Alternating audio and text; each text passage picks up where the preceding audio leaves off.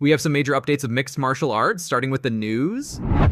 Jon Jones hints at potential fight with Tom Aspinall. During a recent Instagram exchange, a fan brought up the idea of a fight between him and Tom Aspinall. Jon replied with an eye emoji, and according to some reports, Jon has reportedly demanded over $30 million from the UFC to make this fight happen. Let's see how this goes. Before we move on to the next story, please hit the bell icon so tomorrow's big MMA updates are sent directly to your notifications. Dana White has officially announced the UFC 311 fight card, and it's headlined by 2 title fights, including Merab versus Umar. For a long time, Merab had been hesitant to fight Umar, but after the card announcement, Dana revealed that Merab came into his office late last night and said he's tired of listening to Umar disrespect him. This led to the fight being booked. What's up, everybody? I got some fight news to start off the new year. Saturday, January 18th, at the Intuit Dome in Los Angeles, California. It will be headlined by the pound-for-pound #1 ranked fighter in the world and lightweight champion Islam Makhachev, taking on #1 contender Arman Tsarukyan. Makhachev has defeated every opponent he has faced for almost a decade and is on a 14-fight win streak. His last 4 wins have all come in title bouts over former world champions, with 7 of his last 8 coming by finish. Tsarukyan has an impressive record of 22-3 and is coming off a win over former champion Charles Oliveira and a performance of the night win over Beneil Dariush. This is a rematch from 2019, and since that time, both of these guys have a combined record of 18-1. This is such a badass main event. And just finalized last night, the co-main event will now be a bantamweight title fight between the champion Merab Dvalishvili and undefeated #1 contender Umar Nurmagomedov. Merab came into the office late last night, told us that he is tired of listening to Umar disrespect him and wanted to make this fight happen as soon as possible. We called Umar. He was sleeping in Dagestan, and he said, hell yes, anywhere, anytime. Merab is coming off a title win over Sean O'Malley at the Sphere and is riding an 11-fight win streak. Umar Nurmagomedov is 18-0 and is coming off an impressive win over #3 ranked Corey Sandhagen. In only 6 UFC fights, Umar already has the all-time UFC bantamweight record for striking accuracy and is second in striking differential, only behind Sean O'Malley. This entire card is stacked. UFC 311, Makhachev versus Tsarukyan, is live from the Intuit Dome in Los Angeles, California, January 18th.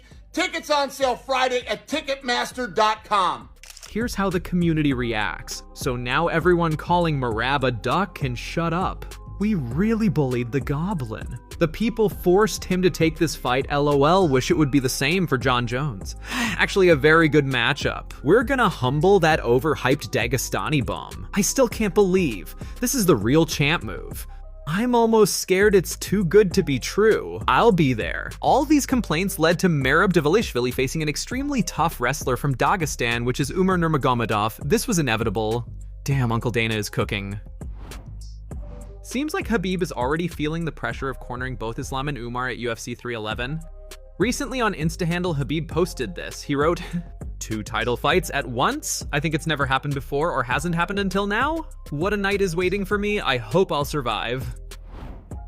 Movsar Evloev reveals the reason why his fight with Aljamain Sterling is on the prelims.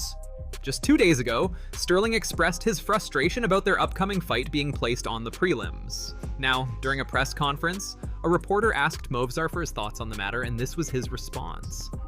He seems annoyed that he was on the prelims. You tweeted that you didn't really care when you fought it earlier. You kind of like it. I think we're in prelims because of him. But I don't care. Like, same money, nobody care. So maybe even like better to stay in prelim for this card because more people will watch our fight. So and like, как сказать, лишний раз больше людей узнают, кто следующий претендент за пояс. So another time, people will be able to find out who is the next contender for the belt. Yeah. So you think the UFC put Aljamain on the prelims because he might be boring or a bad relationship? I don't know. I don't think that this fight is gonna be boring because his style and my style is like when 2 wrestlers fight each other, it's always good fight. Israel Adesanya predicts the winner between Ian Garry and Shavkat. Take a look. I like this fight, but I'm gonna go with Ian Garry. I'm going Ian. I think it's gonna go decision, but if Shavkat wins, I think he's gonna either probably submit Ian. But I'm gonna put my money on Ian because there was something he was saying. I saw like a clip of him at a press conference or something talking about Shavkat, talking about like, I want to be the guy to take that over away. Like, that's the energy, that's that Goku spirit. Only a few people have, where it's like, because Goku just be wanting to box. He's like, oh word, let's box. Early in my UFC career, I was just like, yep, who's next? Boom, boom, boom, boom, boom. And yeah, everyone's journey is different. I like Ian's journey, the way he travels the world with his family. It's like literally some Goku shit, so I like that. Let's go, Ian. Meanwhile, during a recent interview, Ian Garry revealed that Shavkat managed to choke him out in a training session. To have sparred before, and in one of those sparring sessions, he choked you out. Is that true? If he's hanging on to something like that from training 2 or 3 years ago, then guess what? Do it on Saturday night. Do it underneath the bright lights. Do it when it matters most. Let's see if you can do it. I promise you now, he is not ready for the speed and the beauty. He's going to look at me and go, oh my God, this guy's beautiful. What do I do? He's going to be left speechless. He's not going to know what to do. He's going to see this beautiful face, this blonde hair. He's going to see how fast I move and go, wow, this kid's special. And that's all he's going to think.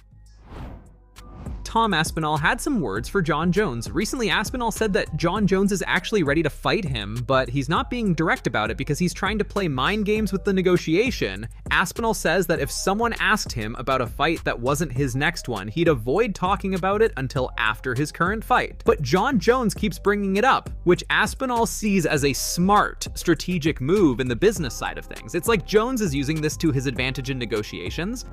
Day one, as a professional UFC fighter, if someone asks you about some other opponent and you're fighting, say I'm fighting Adam this weekend, if someone asks me, right, what about this guy, this other guy who's not involved, I say, right, I'm going to get past Adam and then we'll speak about him. Jon didn't do that. Jon immediately started saying, no, I don't want to fight Tom, which the easiest thing in the world would be, just talk, I'm going to talk about it after Saturday, I'm not talking about it this week. But he kept bringing that into the conversation, and that is high level business, really high level. Yeah. Charles Oliveira gives training to Ian Garry's son in a cute manner. Take a look.